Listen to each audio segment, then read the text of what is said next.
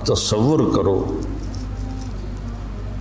کہ اوپر سورج، پانی بند تھا، خبیثوں نے پانی بند کر دیا، بچوں کے رونے کی آوازیں آ رہی ہیں پیاس کی وجہ سے، اور ان کے دل نرم نہیں ہو رہے۔ پھر آپ نے حضرت عباس بن علی کے ساتھ ایک دستہ بھیجا، جنہوں نے لڑ بھڑ کے کوئی 30 کے 32 مشکیزیں پانی کے بھر کے لے کر آئے، لیکن وہ کتنی دیر چلنا تھا، پیاس سے زبانیں بچوں کی بھی نکلی ہوئی ہیں، اور حسینی لشکر پیاسا لڑ رہا ہے، اوپر دھوپ کی، سورج کی آگ ہے، نیچے ریت کی آگ ہے، ادھر تلواروں کی جھنکار ہے، اور تیروں کی سنسناہٹ ہے، اور نیزوں کی کھڑکھڑاہٹ ہے، اور ایک مسکراتا چہرہ ہے جو کہہ رہا ہے الموت احلی عندنا من العسل، پاگلو موت تو مجھے شہد سے زیادہ محبوب، تم موت سے ڈراتے ہو۔ تو یہ لڑائی کیا لڑائی تھی، 72 آدمی 5000 سے کیسے لڑ سکتے تھے، جانیں ہی دینی تھی۔ تو انہوں نے پہلے ان کے گھوڑوں کو بیکار کر دیا، گھوڑوں کو، شمر نے کہا ان کے گھوڑوں کو مارو، پہلے گھوڑوں کو مارا تو سارے پیدل ہو گئے، پیدل ہو گئے تو پھر گردنیں کٹنے لگی۔ حر بن یزید نے جب دیکھا کہ یہ تو واقعی لڑنے لگے ہیں، تو اس نے عمر بن سعد سے پوچھا تم واقعی لڑو گے؟ کہنے لگا ہاں۔ کہنے لگا اچھا میں گھوڑے کو پانی پلا کے آتا ہوں جنگ شروع ہونے سے پہلے، اور گھوڑے کی لگام اٹھائی پانی پلانے کے بہانے، اور آ کر حضرت حسین کے قدموں میں گر گیا کہ مجھے نہیں پتا تھا یہ بدبخت آپ کی جان لے لیں گے، میں معافی چاہتا ہوں، میں اپنی جان کا نذرانہ آپ کے قدموں میں پیش کروں گا۔ ان کا بیٹا بھی ساتھ آ گیا، باپ بیٹا دونوں شہید ہوئے، اور وہ حضرت امام حسین کے ساتھ مل کے۔ تو ایک ایک کر کے جب سارے شہید ہو گئے تو پیچھے اہل بیت رہ گئے۔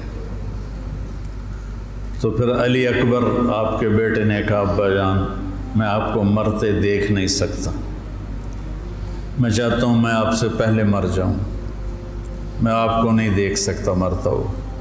تو انہوں نے اجازت دی، تو شیر کی طرح انہوں نے حملہ کیا، چاروں طرف نرغے میں آئے اور ذبح ہو گئے۔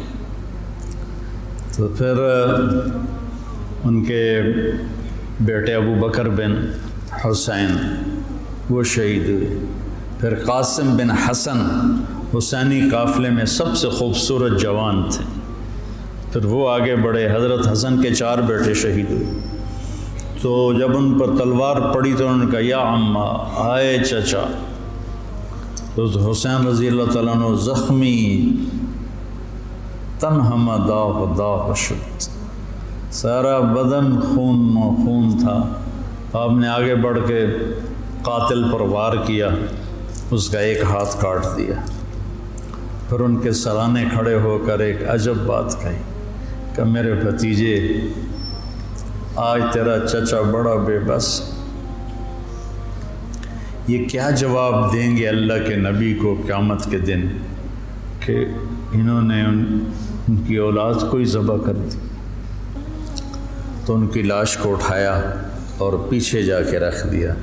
اس طرح ایک ایک کر کے مسلم بن عقیل کے عبد الرحمن عبداللہ شہید ہوئے، حضرت عبداللہ بن جعفر کے عون اور محمد شہید ہوئے، حضرت حسن کے ابو بکر عبداللہ اور قاسم شہید ہوئے، عثمان شہید ہوئے، آپ کے اپنے بیٹے حضرت علی کے عبداللہ، محمد، عثمان، جعفر، عباس، حسین 6 شہید ہوئے۔ اور پھر جب آخر میں آپ رہ گئے تو آپ نے اپنے چھوٹے بیٹے عبداللہ کو بلایا، آپ زخمی ہو چکے تھے، بہت پہلے قتل کیے جا سکتے تھے لیکن ہر کوئی ڈائریکٹ وار کرنے سے ڈر رہا تھا، تو آپ نے عبداللہ کو بلایا،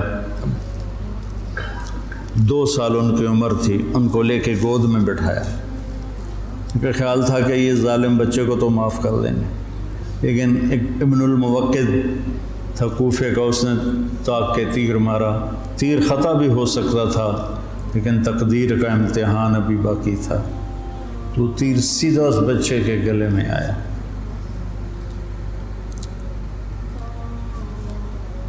ہم یہ تاریخ بھلا دیں.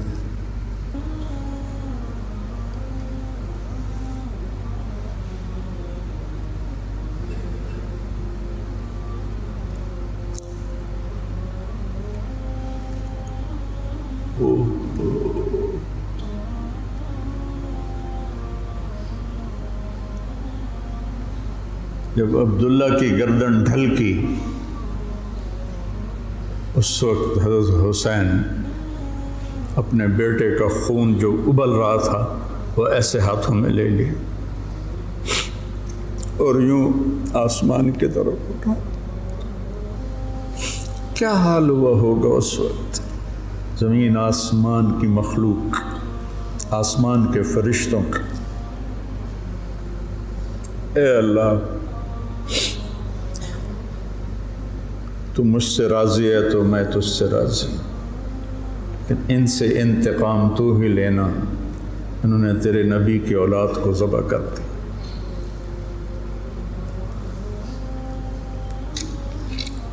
بیٹا میں مرغا ذبح ہوتا ہوا نہیں دیکھ سکتا. وہ جانوروں کی قربانی پہ جانور کے اوپر کھڑا ہونا ہوتا ہے. میں ایک دو قربانیاں دیکھیں پھر مجھے ہمت نہیں ہوئی، میں پیچھے جا کے بیٹھ گیا. اور یہاں بچے سے 2 سال کا بچہ کتنا پیارا ہوتا ہے، اور اس کے یہاں تیر لگے اور وہ آہ بھی نہ کر سکے، اور باپ کی گود میں اس کی گردن ڈھلک جائے. سوچو تو صحیح.